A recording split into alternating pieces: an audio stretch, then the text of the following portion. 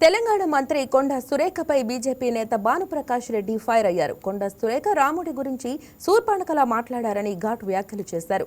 వెంటనే దేవాదాయ శాఖకు సురేఖ రాజీనామా చేసి హిందువులకు క్షమాపణలు చెప్పాలని డిమాండ్ చేశారు. హిందువుల దేవుళ్లను కించపరుస్తూ మాట్లాడిన మమతా బెనర్జీ, స్టాలిన్ కమ్యూనిస్టు పార్టీలు తాజా ఎన్నికల్లో ఓడిపోయారని గుర్తు చేశారు. దేశంలో ఇక మిగిలింది 6 రాష్ట్రాలే అని, త్వరలో తెలంగాణలోనూ కాషాయ జెండా ఎగురుతుందని ధీమా వ్యక్తం చేశారు. మున్ముందు దేశమంతా కాషాయమయం కాబోతోంది. దేవాదాయ ధర్మాదాయ శాఖ మంత్రివర్యులు కొండా సురేఖ గారు నిన్న జై శ్రీరామ్ అంటే డబ్బులు రాల్తాయా, పథకాలు వస్తాయని చెప్పి అవహేళనగా మాట్లాడారు. అమ్మ సురేఖ గారు, శూర్పణఖ మాట అన్నట్టు మీరు మాట్లాడారు.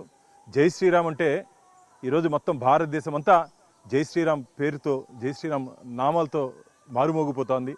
నిన్న జరిగినటువంటి ఎన్నికల్లో నీ మారిగే మాట్లాడే మమతా బెనర్జీ, నీ మారిగే మాట్లాడే స్టాలిన్, నీ మారిగే మాట్లాడే కేరళలో హిందూ వ్యతిరేక విధానాలు, హిందూ దేవుల గురించి అవహేళనగా మాట్లాడిన వాళ్ళందరూ చరిత్రహీనులుగా మిగిలిపోయారు.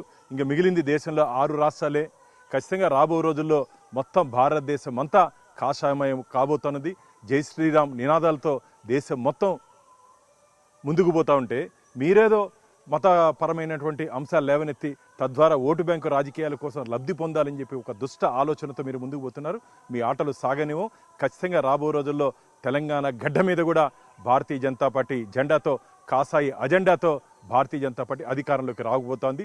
వెంటనే నువ్వు దేవాదాయ ధర్మాదాయ శాఖ మంత్రిగా రాజీనామా చేయాలని చెప్పి డిమాండ్ చేస్తూ ఈ మధ్య ఇది ఒక అలవాటుగా మారిపోయింది. మొన్ననే ఆ దరిద్రుడు ప్రకాష్ రాజు మాట్లాడితే ఈరోజు ఈ సురేఖ శూర్పణఖ ఈరోజు రాముల వారి గురించి మాట్లాడింది. ఇది మంచిది కాదు. వెంటనే హిందువులకి, శ్రీరామ భక్తులకి బహిరంగ క్షమాపణ చెప్పాలని చెప్పి భారతీయ జనతా పార్టీ డిమాండ్ చేస్తుంది.